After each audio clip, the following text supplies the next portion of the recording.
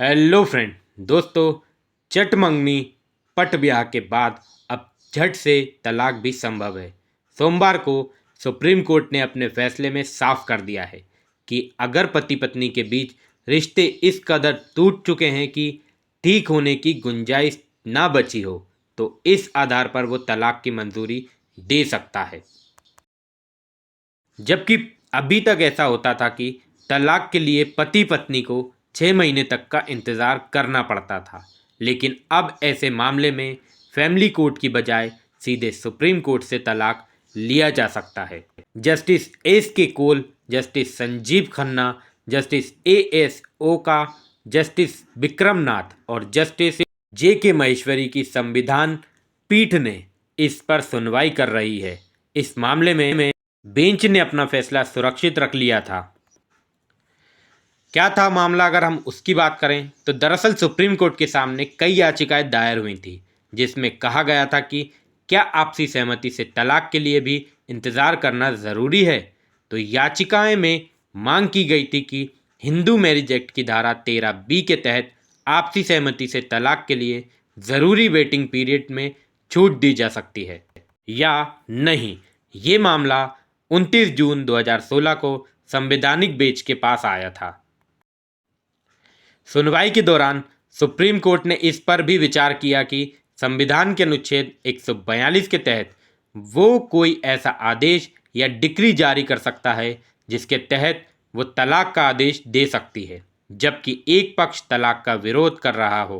Supreme court का फैसला क्या है, अगर हम उसकी बात करें तो 5 जजों की संवैधानिक बेंच ने फैसला सुनाते हुए कहा कि संविधान के अनुच्छेद 142 के तहत मिले अधिकार का इस्तेमाल कर सकती है और आपसी सहमति से तलाक के लिए 6 महीने की ज़रूरी वेटिंग पीरियड को कुछ मामलों में ख़त्म कर सकती है। अनुच्छेद 142 के तहत सुप्रीम कोर्ट को ऐसा आदेश या डिक्री पास करने का अधिकार देता है जो अदालत के सामने लंबित किसी भी मामले में पूर्ण न्याय के लिए ज़रूरी है। इसके मायने क्या हैं, अगर हम उसकी बात करें तो 1955 के हिंदू मैरिज एक्ट की धारा 13 में तलाक का प्रावधान किया गया है। इसमें उन स्थितियों का जिक्र है जब तलाक लिया जा सकता है। इसके अलावा इसमें आपसी सहमति से तलाक का भी जिक्र है। इस कानून की धारा 13B में आपसी सहमति से तलाक का जिक्र है। हालांकि इस धारा के तहत आपसी सहमति से तलाक के लिए तभी आवेदन किया जा सकता है जब शादी को कम से कम 1 साल हो गया हो। इसके अलावा इस धारा में ये भी प्रावधान है कि फैमिली कोर्ट दोनों पक्षों को सुलह के लिए कम से कम 6 महीने का समय देता है और अगर फिर भी सुलह नहीं होती है तो तलाक हो जाता है। सुप्रीम कोर्ट में इसी 6 महीने के इंतज़ार को चुनौती दी गई थी। उन कहना था कि जब आपसी सहमति से तलाक हो रहा है तो 6 महीने का इंतज़ार करने की क्या ज़रूरत है।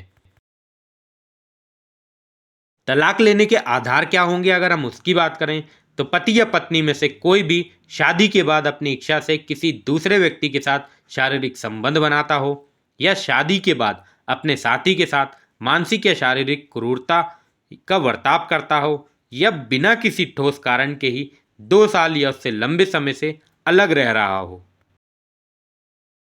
या दोनों पक्षों में से कोई एक हिंदू धर्म को छोड़कर दूसरा धर्म आत्मा ले रहा हो या दोनों में से कोई एक पक्ष मानसिक रूप से बीमार हो और उसके साथ वैवाहिक जीवन जीना संभव ना हो या अगर दोनों में से कोई एक कुष्ठ रोग से पीड़ित हो या पति या पत्नी में से कोई एक संक्रमण यौन रोग से पीड़ित हो या अगर पति या पत्नी में से कोई घर परिवार छोड़कर संन्यास ले ले या अगर पति या पत्नी में से किसी एक के जीवित रहने की कोई भी खबर 7 साल तक न मिली हो या अगर शादी के बाद पति बलात्कार का दोषी पाया जाता हो या अगर शादी के बाद पत्नी की उम्र 15 साल से कम रही हो तो वो 18 साल की होने से पहले तलाक ले सकती है।